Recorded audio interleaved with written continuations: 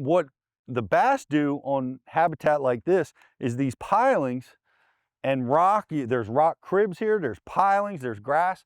They create current breaks, which are ambush opportunities for the bass. So what the bass will often do is they'll position themselves on the base of a piling. Sometimes they'll suspend up on top of the, towards the surface on a piling. So they could be anywhere along that current break. But that's really the key in in fishing these types of places, because the current is bringing the bait. It's bringing the bait and pushing it through here. And the bass are able to set up with their noses pointing right at me, noses into the current, and they're gonna storm out from the pilings, from the grass clumps, from the rocks. They're gonna storm out, make a meal out of whatever comes by. That's why we fish this type of habitat. That's what makes this habitat so good. And it's multifaceted. I was mentioning this earlier, it's got rock, it's got grass, it's got wood pilings, it's got shallow water, it's got deep water. It has a tremendous amount of opportunities here to follow the bait and wherever it may go, whether it goes shallow, whether it goes deep, whether the bait feeds around the grass or whether the bait is using the deeper water, the bass can follow it and have feeding opportunities no matter what station the bait's in. So how I'm fishing it is and I do this a lot in a lot of my current-based fishing, because I love to fish river systems. I live on the Delaware River, and I've spent my whole life fishing in current. And what I like to do, because I've seen fish do it over and over, is the dominant predators will have their nose up in the face of the current.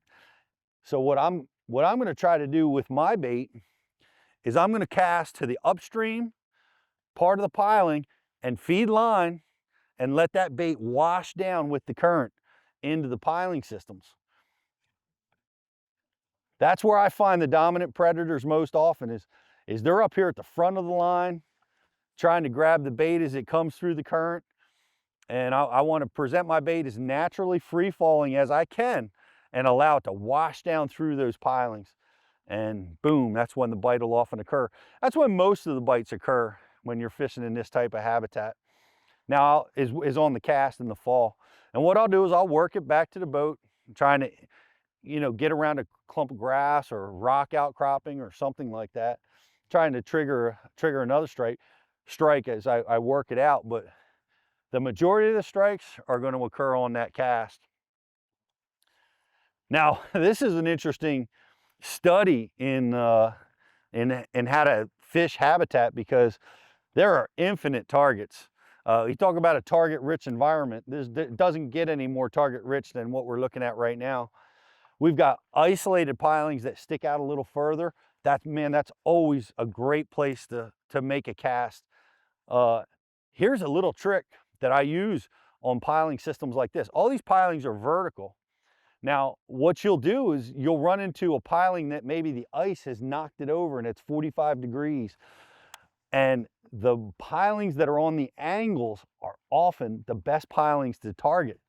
It's a little bit different. And that's what you hear that a lot in the Bass University classes, is looking for something different. And that's certainly different when you can find a piling that's on a 45-degree angle compared to pilings that are standing vertical. That 45-degree piling, man, that's your target. And then we've got isolated pilings out. We've got pilings that have grass around them. And like where I'm casting right here, we have a concentration of really dense concentration of pilings. So I'll cast at everything until I figure out, are the fish in the really thick, concentrated groupings of pilings? Are they sitting out here on the isolated pilings? Are they on this upstream side, or are they deeper inside the heart of the cover? But until you get your first couple of bites, oh God, man, oh man, did he have that thing. Have to fish all the habitat. But then what you'll find out is on any given day, they're going to do a lot of the same things. So they may all be on the isolated sets of pilings, or they may all be deep in the heart of the concentrated stuff, or they may be in and around the grass.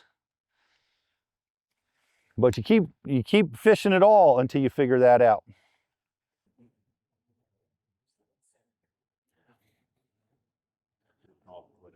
Oh, man. Man.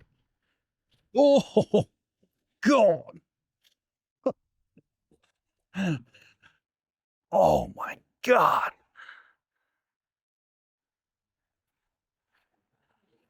Good night.